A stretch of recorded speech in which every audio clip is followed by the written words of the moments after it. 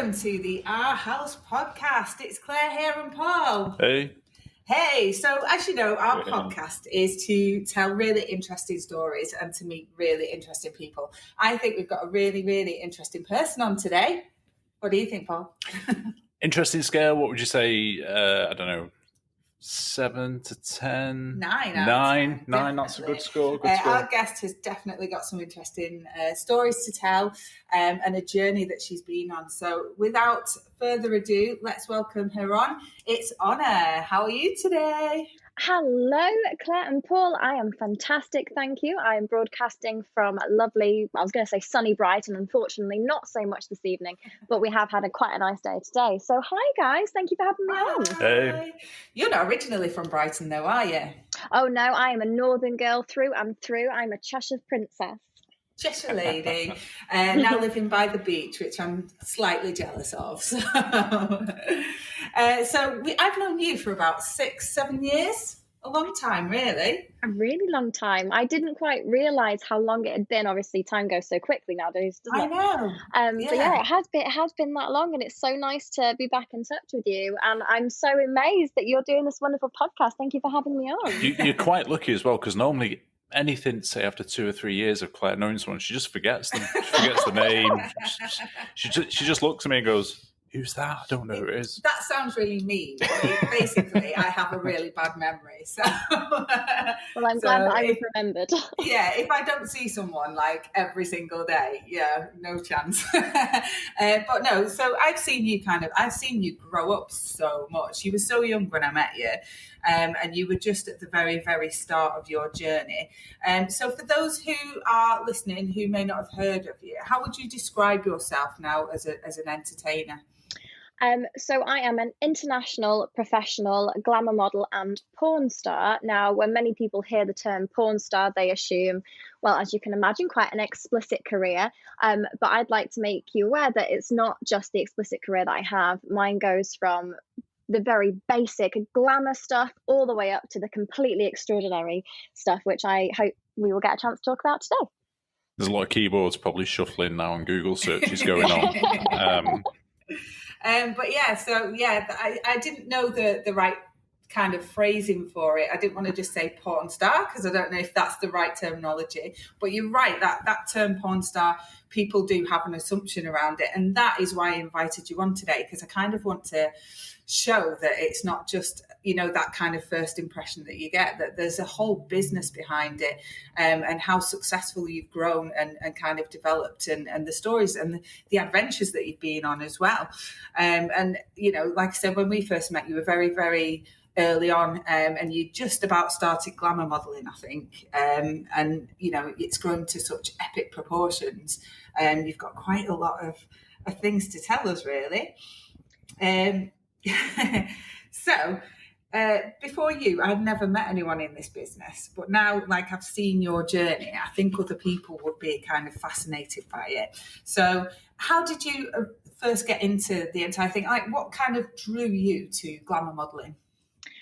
Well, I think the first thing to start on is I need to explain a little bit about my background, because I think one of the main stereotypes people have when they think of a porn star is someone that have come from maybe quite a deprived background, maybe doesn't have a lot of choices in life, so they've had to go for this option because they don't really have any other choice really career-wise, and that most certainly was not the path that I discovered this through. So I was very well educated, I went to a private school, had quite a well-off family, so there was no ever need for me to kind of go into this for a money point of view, because I was quite well brought up. And I had my first ever girlfriend when I was 18 years old, when I was actually working with you, Claire, back in the day in a call centre. And she was a webcam model, and I was distraught, is the honest word, because I really cared for this woman. And I was like, hang on a minute, come again. You are on your laptop at night, webcamming to these people, basically masturbating, strip teasing to these people, and you're earning money from that, and that's your job. Like, go back to school, get an education. And I was genuinely concerned for her. And she said, look, Honor, come on webcam with me for one night and just see what it's like, because the image that you have in your head is not the reality. And I said, look, I'll give it a go, one night. And I was blown away. There is not that seedy, inappropriate expectation you have with it. It is purely acting, being able to portray yourself in a way that connects with your audience, and more than anything, a huge business behind it. She was earning £4,000 a month from sitting at her laptop in her bedroom. And this blew me away, because at this point I had just dropped out of veterinary school because I couldn't continue with it for personal reasons. I was working in a call center earning minimum wage, and I'm like, hang on a minute, I've got this all wrong. If she can earn £4,000 a month from sitting in her bedroom doing that, what's the earning potential for me if I actually plan this right? So that was what started it all off for me, that one glimpse at this industry and realizing the earning potential and the business potential behind it if you put that effort in. And that's how it all started. I guess from that side of it, it's like you're in complete control of that as well, aren't you? Yeah. You know, from that point of view. Yeah. 100% in control, yeah. Absolutely. She was creating her name. She was deciding how much she wanted to show her audience. So whether she wanted to just sit there in her lingerie one night, or whether she wanted to be explicit that evening, she could decide. She could decide which members she let into her chat room, which people she decided to send images to, on what her rate was for those images. And for the first time, that was my first glimpse at being self-employed. I'd never had the option to be able to do that before, but suddenly you're not only in control of your own business, but honestly, for the first time for me, I was like, hang on a minute, she's in control of her body as well. Like, she can't have a man tell her how much she's worth. She gets to decide that. And that was the selling factor for me. So was that your first step into it as a webcam girl? Yes, it was. So it was never something that I was truly passionate about. I'd never webcam before, but I thought, you know what, I'll give this a go. So I started with webcamming, and it was going okay, but I thought, you know what, I can see so much more earning potential here. But the main concern for me was, what is my family going to think of this? Because for me to go from aspiring vet at a really good university to, mum, dad, I want to be a porn star, how do I market that to them without them disowning me, without them cutting off, you know, contact with me and disregarding me as their child? Like, that's a huge thing.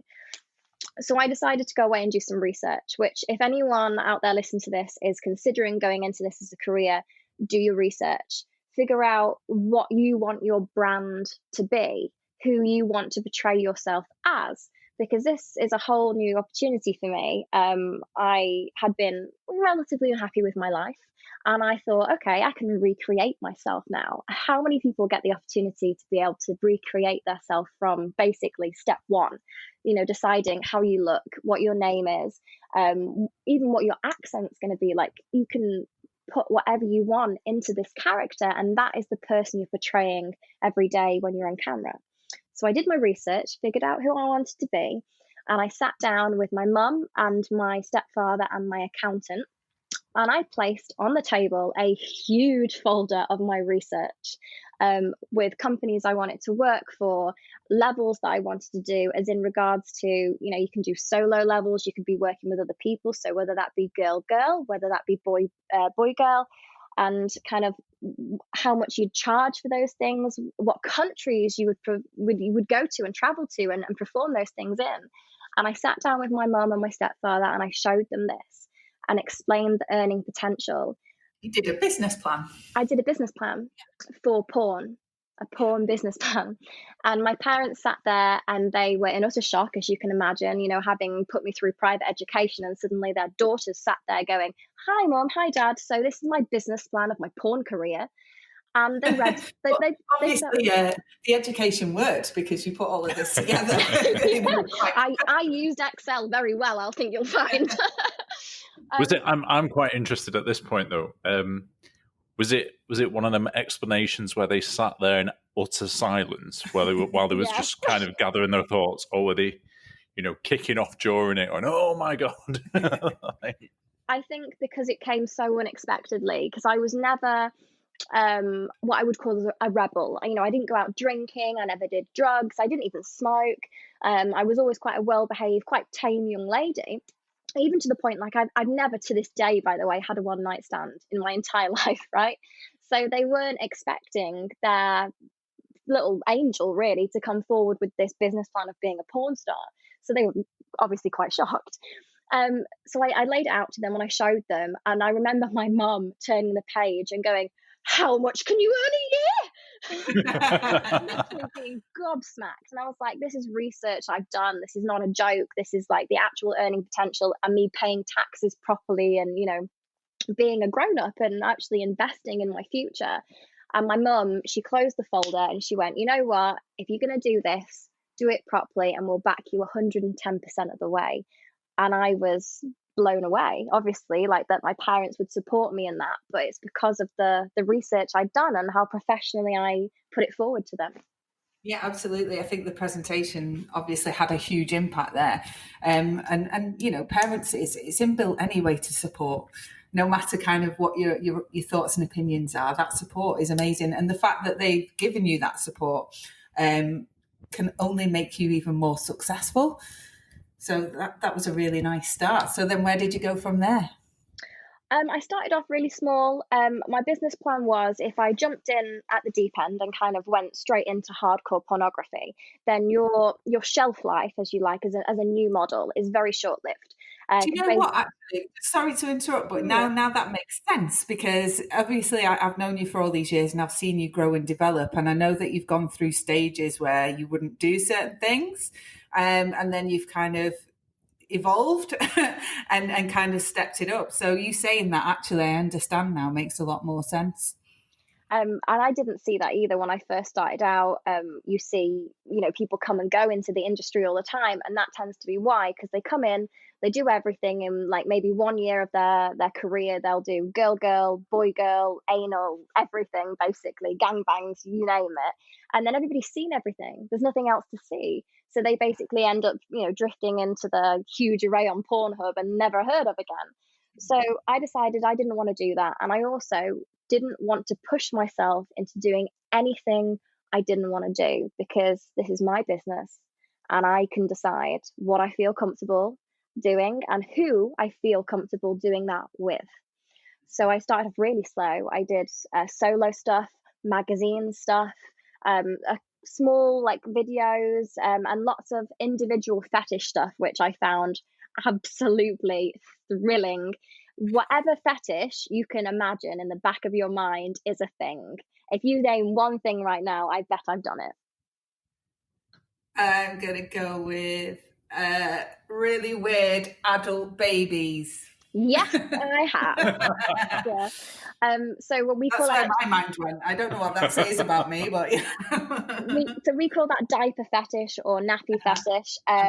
It's not so much about actually acting like a baby. It's more about the comfort of wearing the diapers, and it's actually a whole regression thing. So you'll actually find that a lot of my clients, as I'd call them, people that purchase my videos, are actually really high profile gentlemen. So maybe lawyers, businessmen. I've actually had a couple of people from Parliament, not going to give any names, that I've ordered custom videos from me, and the diaper fetish is a huge one. Now.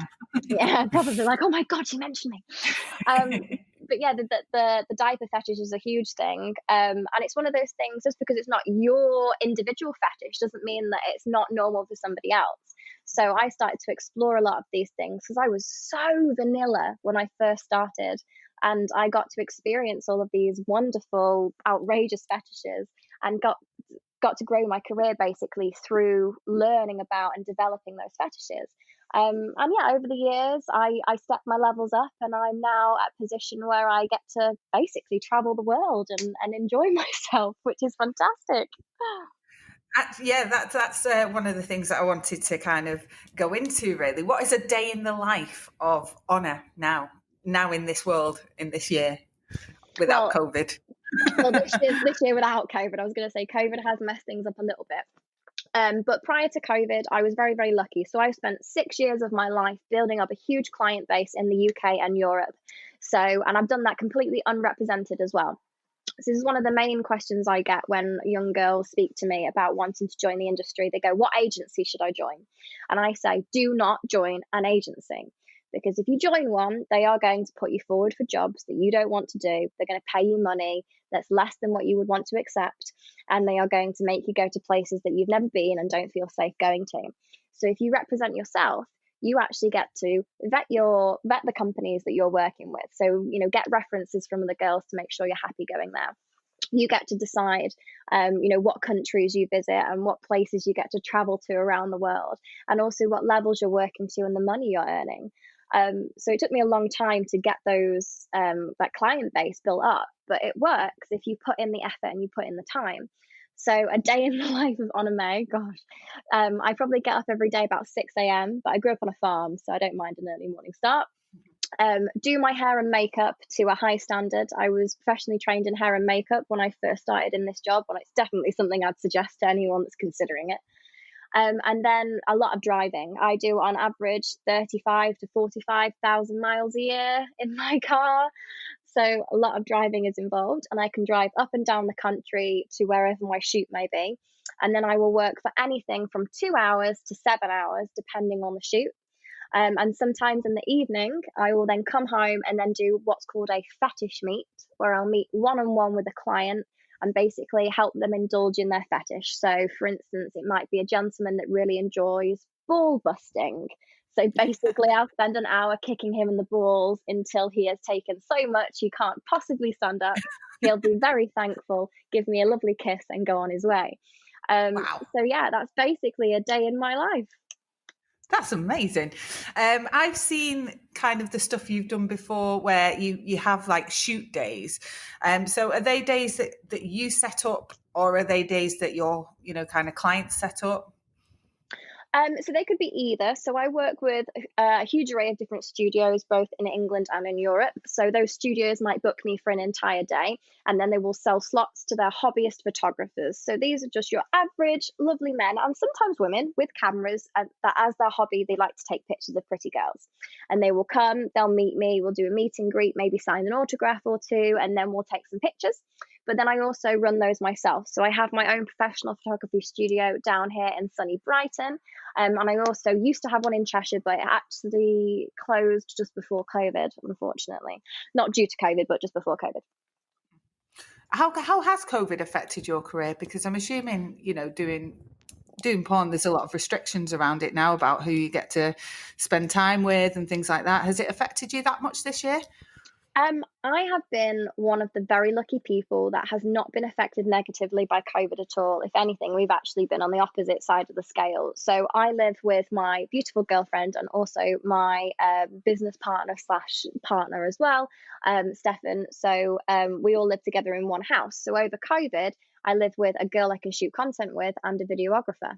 So all of the professional companies were paying us to produce content. And then obviously everybody that's sat at home, bored, lonely, they've not got anything to do, any spare money they've had, well, they've been spending it on pornography. So actually, if anything, we've come out the other side of this in a lot more positive light. So we've been quite lucky. But it has most certainly changed the way that we work. So a lot of stuff we've gone online with, a lot more online advertising, online photo shoots, even when we've done like Zoom sessions where photographers can kind of like take screenshots on Zoom instead of actually coming in person to take the photographs. So it has been a change, but I wouldn't say I prefer it. I really do miss that one-on-one element, and I can't wait to get it back. Mm-hmm. And there's a lot of platforms out there for you now as well, isn't there? So there's things like OnlyFans and things like that. So how many kind of platforms would you say you're available on? Oh gosh, loads. So OnlyFans is probably the biggest one. It's a household name now. So yes, I do work on OnlyFans. But more than anything, I do one-to-one Skype sessions because I find that's a lot more intimate. You're really able to connect with your fans a little bit more. And also just Twitter and Instagram, regular posts every day. But everything's a bit of extra income and helps your fans connect with you and really learn who you are, not just who you portray yourself to be. Yeah, so there's a lot of opportunity out there for you now as well, as opposed to when you first started. There's a lot of platforms for you to kind of be available on. This year, I've seen you travel quite a lot. You travel solo as well, quite a lot, but you were in Ibiza recently. Is travel a huge part of your job? Travel is a huge part of my job, and I have to say it's probably my favorite part. When I was younger, if I ever had to describe like my perfect job, it would have been to be able to travel around the world, to maybe like vlog about it, to get experience different cultures and different countries. And I get to do that, but get paid to do it at the same time, which is amazing. So I can't actually say who I've been working with because it's actually quite a big company in the US and they've asked me to keep it top secret for now. But I have been working out in Ibiza both in August and just recently for 2 weeks, which has been phenomenal. We've been on private yachts, huge villas. There was also some very special activities and some motorbikes, I must say. So it's been lots of fun to get some winter sunshine. But obviously, we're still being careful because of the whole COVID thing and stuff. And it's very, production is so limited now. Normally, when you're on set, you've got between 15 and 30 people. And at the moment, we've been having 7 because it's obviously so tight with COVID and all. So it's a bit sad. I know you said you couldn't mention who it is, but when could we expect to see the end result of that? We're hoping by the end of November, early December. It's a big company that I just got contracted with. You definitely know them if I mention them, so that's why I'm not saying anything.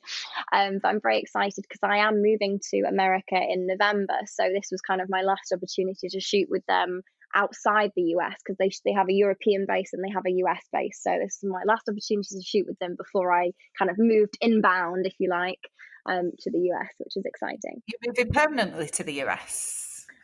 Yes and no. So my dream has always been to move to California, and finally this year it's coming true, which I'm super excited about. So I'm moving to the coast. I'm going to be living there on my own with my beautiful little dog, and traveling around California for a couple of months because no one's really shooting out there too much at the moment with COVID. But I will be traveling back and forth to the UK. Like I said, after building such a huge client base up here, it would be very silly of me to kind of not take advantage of that and keep working here. So we'll be doing 2.5 months in the US, a month in the UK, and kind of so on, throughout the year with me and my little dog. What about your girlfriend? She unfortunately isn't able to move with me at the moment, but she's going to be staying to manage my beautiful studio in Hove in Brighton. So she's going to stay here, but she'll also be traveling out to visit me in the US now and again as well. That's nice. Have you got a place already set up for you? Yeah, I've actually been very lucky. I have a couple of friends that work in property over there, so I'm going to be dotting around the US in different properties that they own, basically, which has been very lucky. So I've not got a permanent home set up just yet, but it means lots more traveling for me, which is what I like. So happy days. Yeah, and it's not your first trip over to California, is it? Because I know for a fact you were in a Hollywood film. I was in a Hollywood film. I've actually been in a couple, not as obviously main characters or anything, but that is what I would like to eventually perhaps move into, more of the clothes on screen, shall we say, rather than clothes off. So kind of this path that you're on has opened that door for you. How did you get into kind of the Hollywood side of things? So I'm a huge believer in this, that talent is great, but it's all about who you know. I was literally in a bar on my own. I was over in California, not for work, just to hang out with some friends. My friends had to cancel last minute and weren't able to come out for dinner. I was out on my own on a bar having a drink, and a gentleman came up to me, started chatting with me. Turns out he was a famous movie director and asked me to be in one of his films after getting to know me a couple of weeks later. So it was just happened to be one of those things, and that has led to many more connections in the kind of movie industry. So yeah, just go out there and give it a chance is always my suggestion to people. People seem to be set in this way of if unless you're drop dead gorgeous and stunning or ridiculously talented, these things can't happen for you. And that's so not true. It's all just a matter of chance. So yeah, just live your life and go for it, and take the chances if you can. Yeah.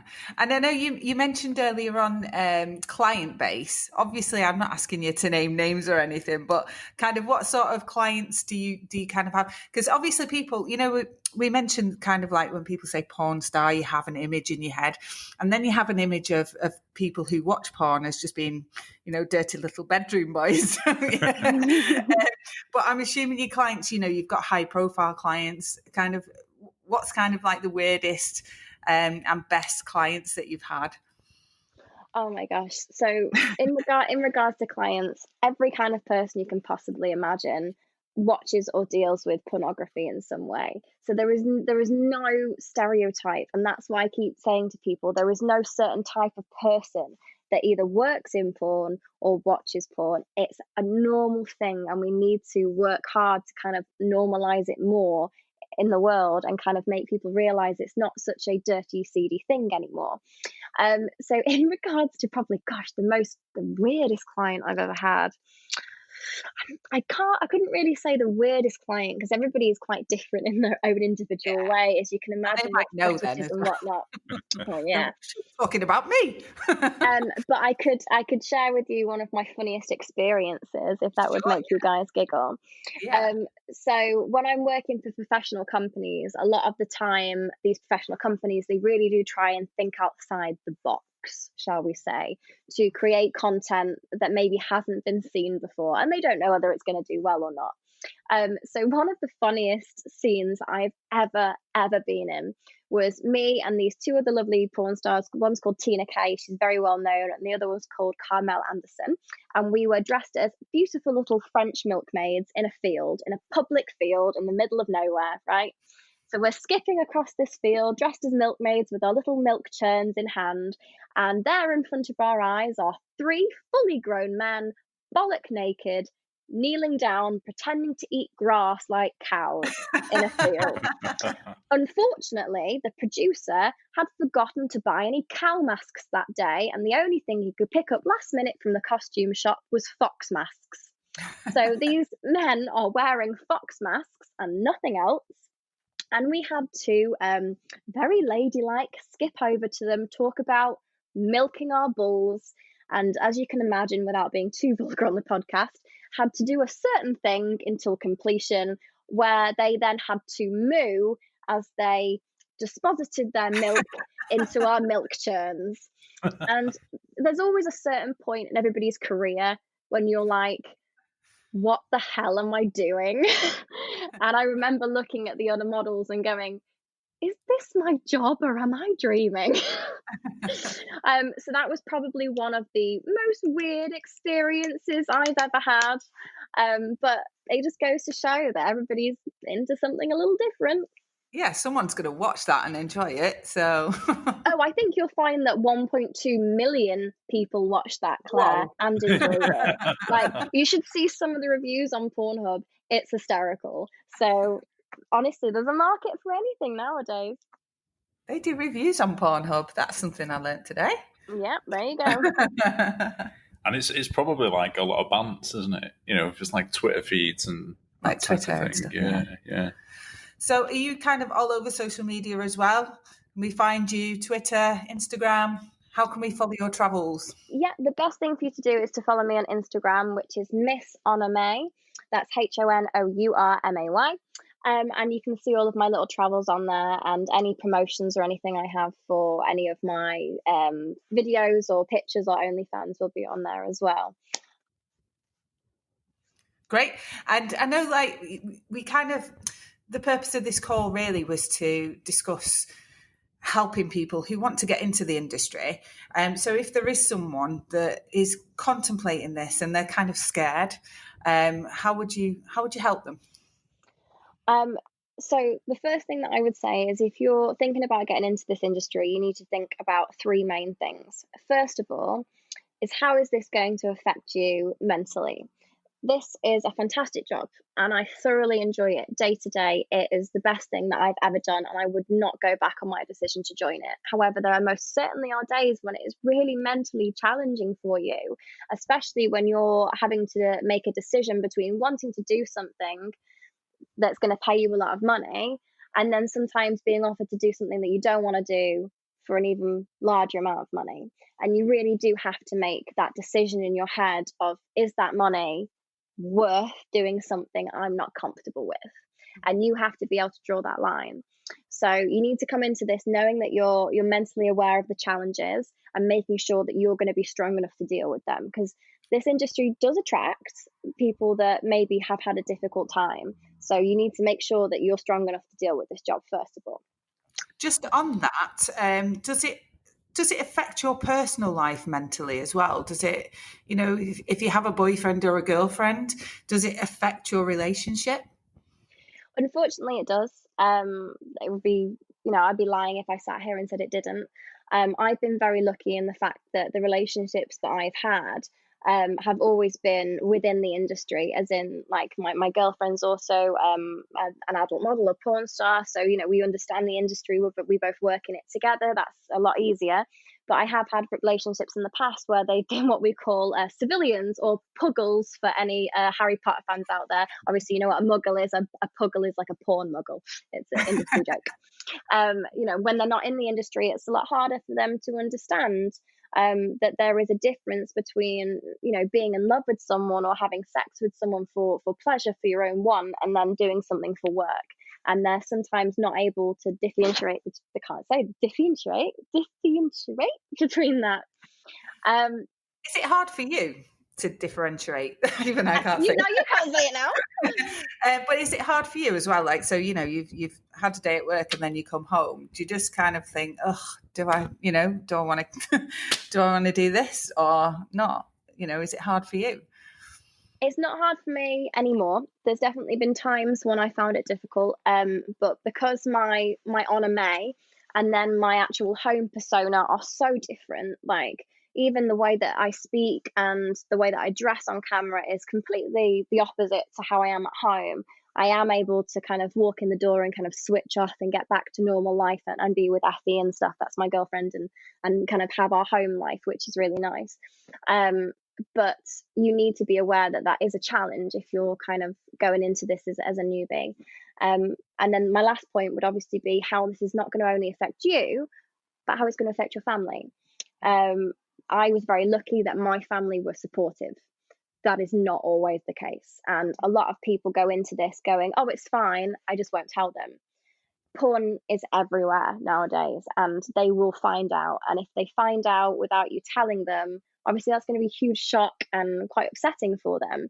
So I would always suggest, if it's something that you're passionate about, if it's something you really genuinely want to do your research, figure out who you want to be, make sure you're mentally strong enough to deal with it, sit down with your parents or your significant others and discuss it before you decide to go into it. Because as soon as you do your first video or your first photo set and they're out on the internet, it's out there forever and you cannot go back from it. Mm-hmm.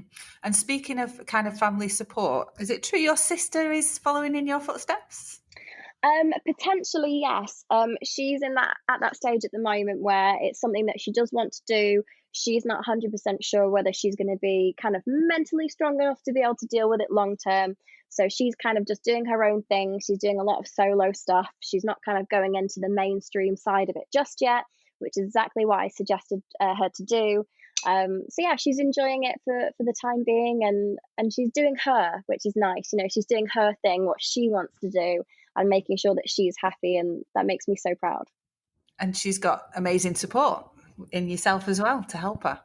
Absolutely. And if anybody does want to get into this and they really genuinely do want some advice or some help or anything, feel free to contact me. I would never turn anyone away that is asking for help, in this industry, because it can be such a cold industry sometimes, not being able to get that support network.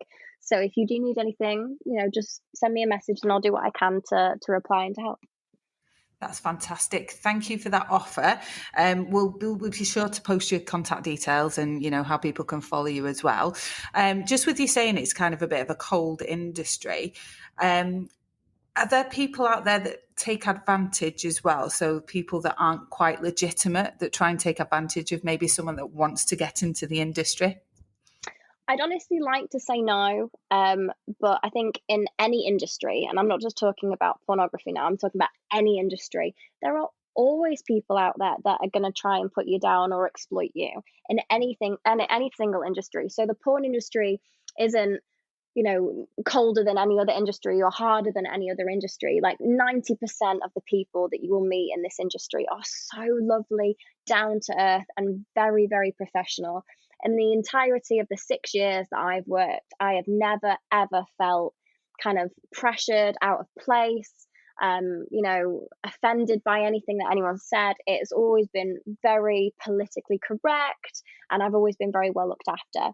So what I mean by cold is purely sometimes the women in this industry, and I will target this as the women because it is quite competitive, might not want to help new people get into it because they're trying to defend obviously their clients, their fans, etc. Making sure that they're on top, which I disagree with, because there's always room for new people to join any industry, and I'm always quite welcoming of new people. Mm-hmm. That was actually one of my questions, is kind of how competitive it is, and if you can make friends within the industry, or if you kind of have to watch your back a little bit. You can definitely make friends within the industry. There are so many nice people and lovely people. Some of my best friends I've made through the industry, but of course it's the same with anything, like working in an office environment, Claire. You know what it's like. Yeah. You have your friends, you have your clique, and then there's some people that hate you for no apparent reason and put salt in your tea, and it's just the same. It's the same in porn. How many times has that happened? How many times you had salt in your tea? More than I care to admit. Did you put salt in my tea, Paris? No, I would never do that. I don't think you ever made me tea, so it's okay.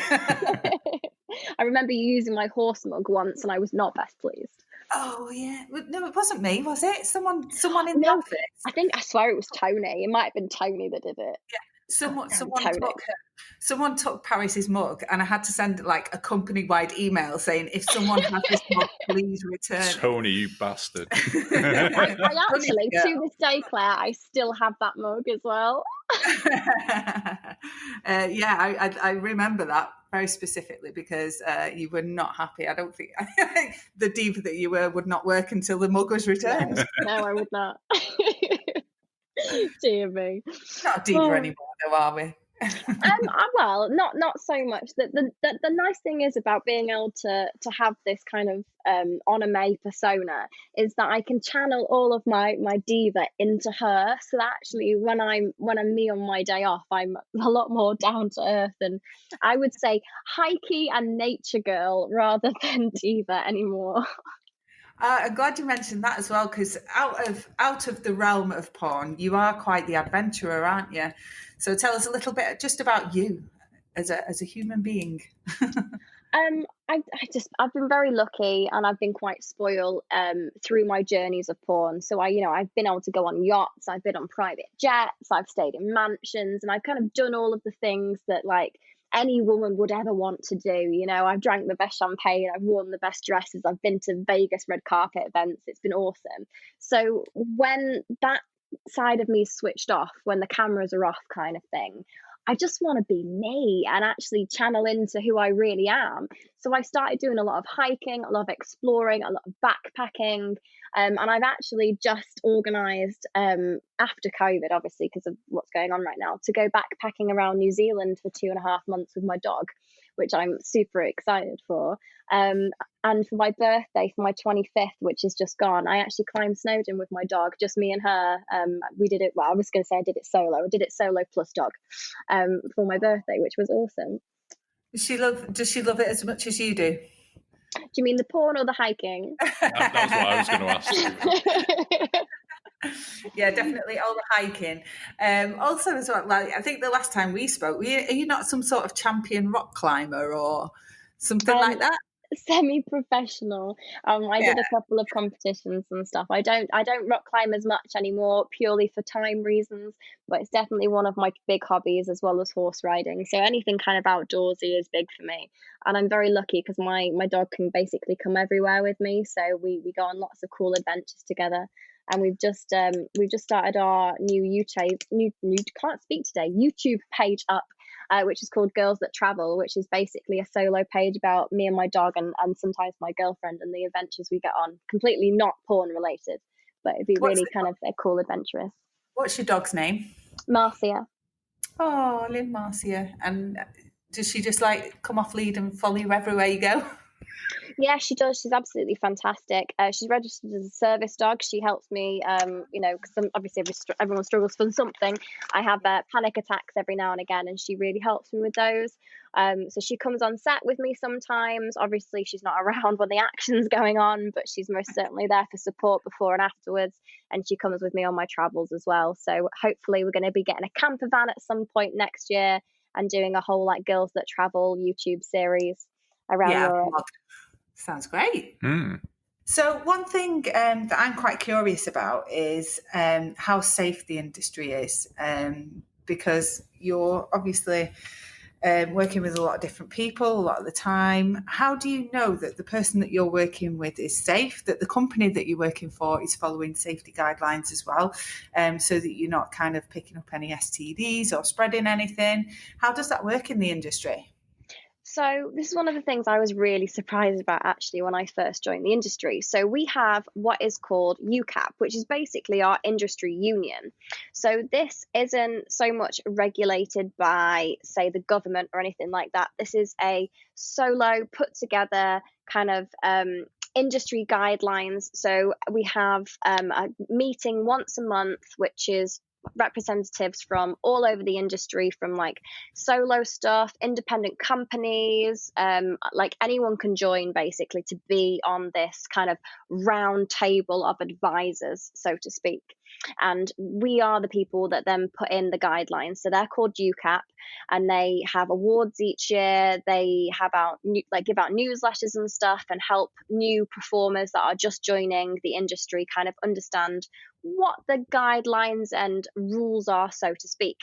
And one of the rules that we put in, which is a new rule for 2020, is that every single performer that is doing any kind of contact work, so that means girl, boy, girl, even like if you're doing solo stuff, but you're, I don't know, exchanging fluids in any way, then you have to have professional sexual health certificates done every single 2 weeks.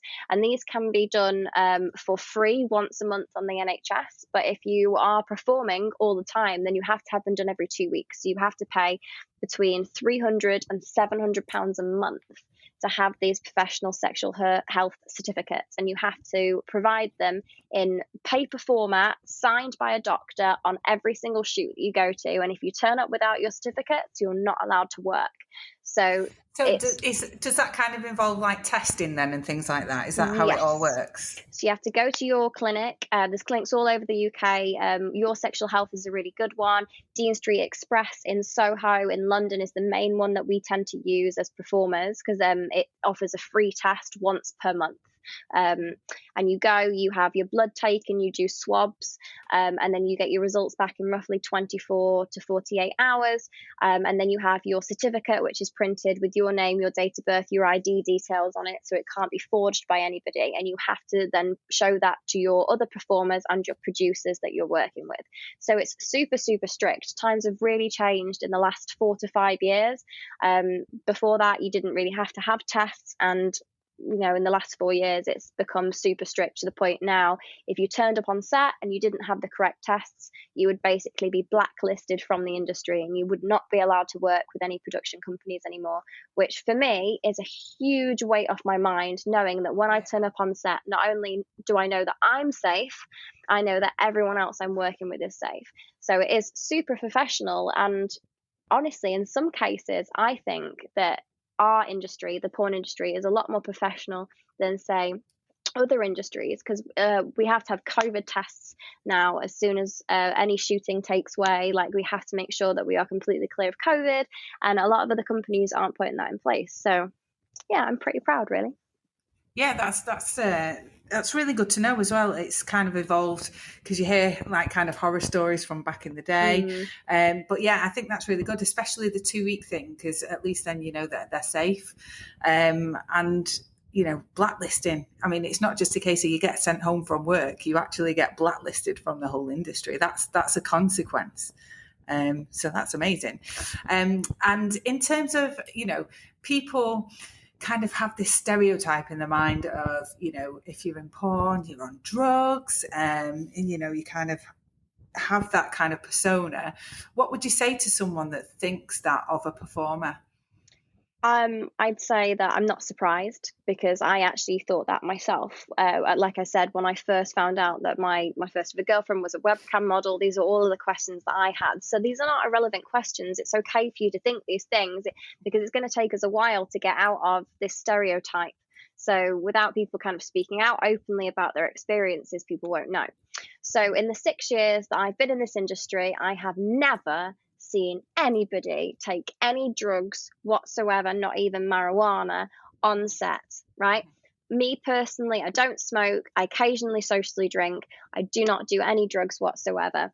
The companies that I work with are so strict that if anybody was seen to be doing any kind of drugs, or even like having any drugs on them, not even taking them on set, they would be asked to leave. And I wouldn't necessarily say that they would be blacklisted, but there would be definitely things that would go around the industry about them, because it's such a closed kind of group of people, like we're all very close knit together, like everybody knows each other. It only takes one person to make one mistake and everybody knows about it. So everybody's super careful, super respectful. So yeah, the whole kind of 80s vibe of porn stars doing cocaine off each other's, tits, and everybody Boogie nights. something. Yeah, it's honestly, the industry has changed so much. It's so professional. There's no drugs, there's no rock and roll, there's nothing like that anymore. You turn up on set, obviously without COVID, there's roughly between 15 and 20 people on set, making sure that you feel comfortable and you feel safe and everybody's following the right regulations. So it's a proper production. Yeah. I'm going to throw you a bit of a curveball here, but what about people that think that to be in this industry, you must have kind of mental health issues, maybe? I know you touched on the upbringing earlier on, but what about that kind of side of things? Honestly, this industry does tend to attract people that maybe haven't had the best start in life. But I want to change that.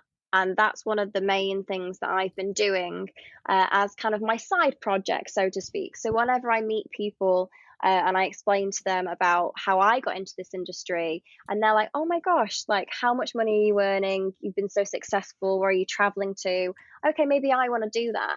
And I'm starting to try and give people the right information to help them make the right decision about whether they want to join this industry, to try and help people from all walks of life get into this industry, instead of just people that need the money, so to speak. So yeah, people with mental health issues, they do tend to be attracted to this, but I hope that with the right help and the right guidance, no matter what your history is, you can have a very fantastic and long career in this and be successful and happy and safe. So and hopefully there's people like you around to support as well if they need it, which is great.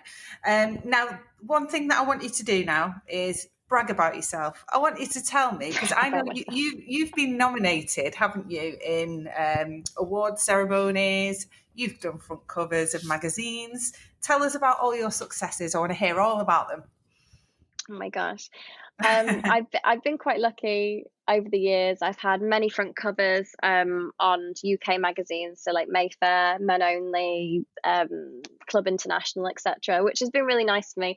It's quite funny actually. I'll take this, right? I do have a wall of vain, I call it. I have all of my front covers and stuff and my trophies in one room. And I invited one of my friends around recently and they went, oh my God, it looks like a shrine. It looks like you died. And I was like, no. So I feel a bit bad now.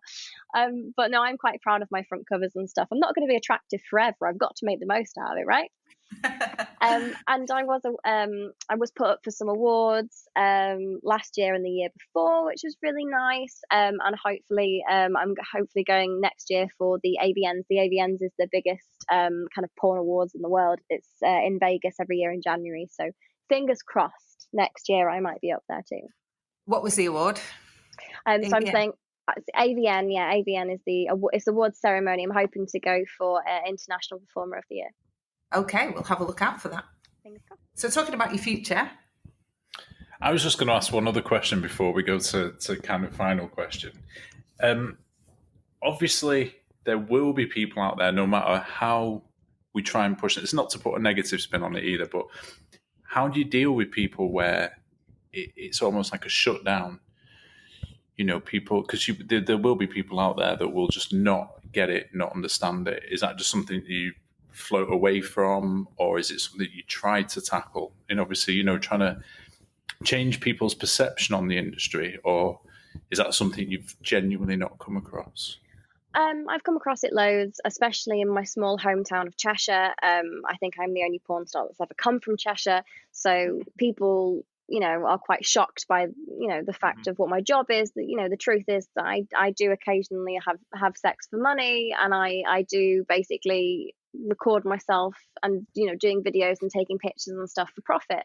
But it all depends on your perception of whether or not that's right or wrong. And as times are changing, more things have become acceptable, and we have to just look at it as a progression. Like if we look at 50 years ago, the color of your skin determined what you were able to do, or whether I wouldn't be able to be gay and be open open and out about that. So things change. Gay rights are a thing now, which they weren't 20 years ago, and I think it'll be the same with pornography. So in 20 years time, when someone turns around and be like, oh, Jessica's mum, she's a porn star, and they'll be like, oh yeah, so's my Auntie Sarah. Like it'll just be a thing. It won't be such a big deal anymore, but it's going to take a while for people to be able to acknowledge that. So when people are a little bit offensive to me about it, instead of lashing out at them, I try and re-educate them, because that's all it is. You have to just re-educate people and explain to them that what I'm doing is not wrong. It's not against the law. It's not against your religion, anything like that. It's just the fact that sex is sex, and it's out there, and everybody masturbates and everybody has sex. So why are you so ashamed to see it on camera? Mm-hmm. Yeah, no church people kind of like burning crosses on the front lawn or anything like that. Not recently, come on. No, I've been quite lucky. There's obviously been the odd people that have taken the piss out of my job or have been offensive to me, but a lot of the time it's just stems from jealousy. They see how successful I've been and what I have, and they put that in comparison to what they have, and jealousy sparks from it. But if anything, I feel sorry for these people that they're so close-minded. I don't want to punish them for that. I want to help re-educate them. Yeah, I have seen you shoot someone down on Facebook for kind of trying to put you down, and then you turned around and said, well, actually, I'm a successful businesswoman earning this much a year. What are you doing? But then this is someone that actually follows you. So the mind boggles. But I guess that's kind of where part of my question was leading to, because obviously people online just like to berate people for the sake of it, don't they? So it's I suppose it's what your take is in how you deal with that. But I guess moving on from that, where do you see yourself going for the longevity perspective of it? Is it something you'd want to look at it might be completely different from this, but I guess things like production houses or direction, or where do you see the brand going? So this is one of the things that I actually spoke about back in the day when I first started, because that was one of the questions that my business manager said to me. He was like, how long are you doing this for? Are you doing this for a year? Are you doing this for 2? Are you doing this for 10?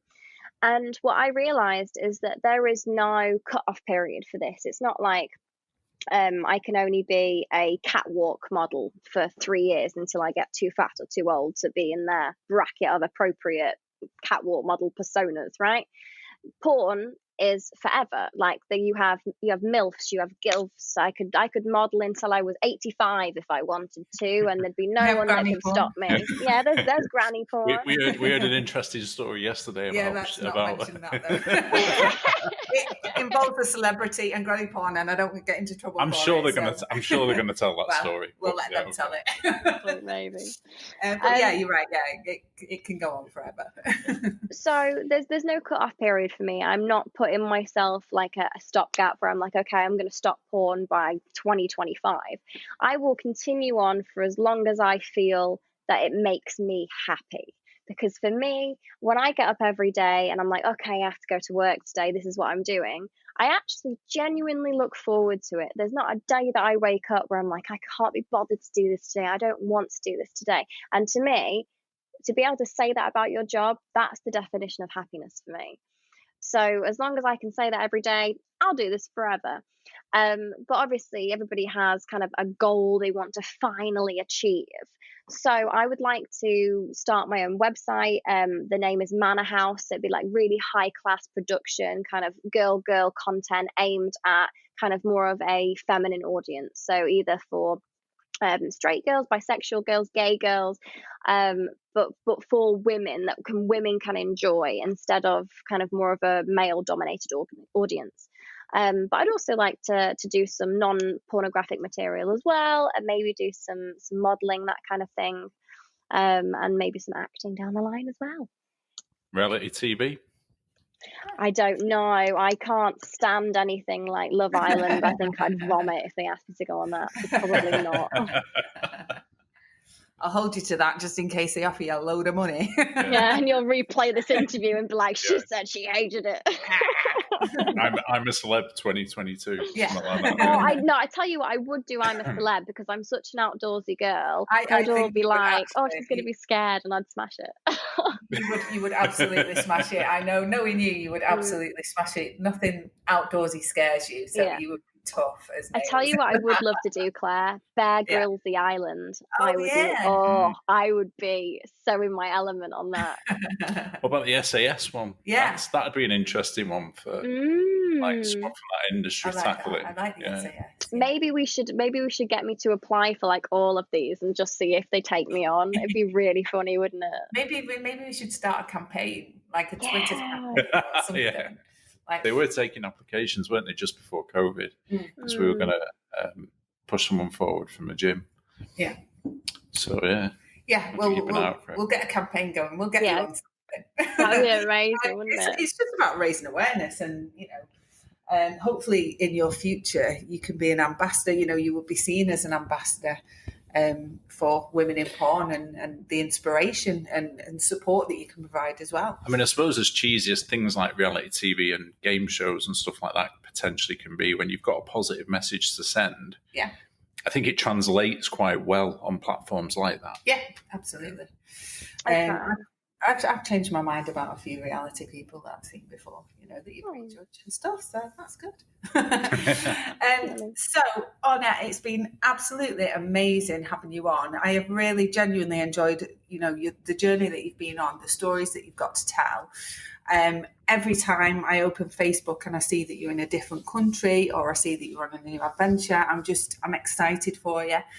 I can't wait to see what the future holds for you. I'm very proud of you as well. It's gonna make me cry. It is going on now. I know, because I've known you for so long and I've seen you grow up. It's just I am really, really proud of you, because I know your story anyway, and so I just can't wait to see it, develop even further. So I'm so happy that you've come on this podcast, and hopefully some good things will come out of it as well. Yeah, definitely.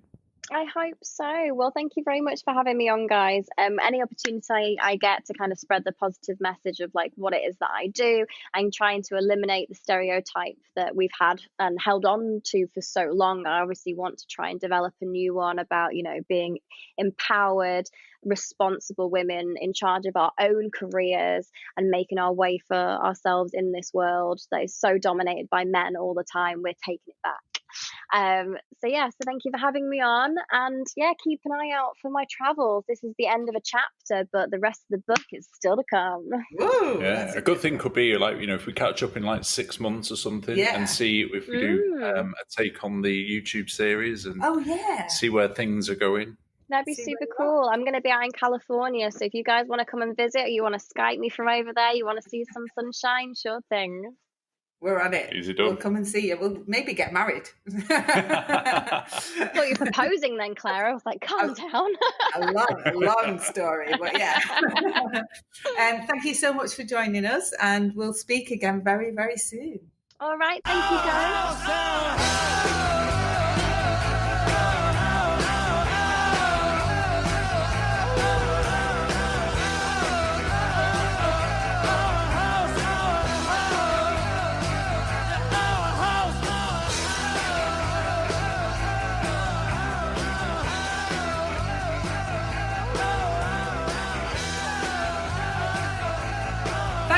Housemates, and everything we discussed in today's podcast the links all in the description. So have a look, like, share and support. Thanks for listening.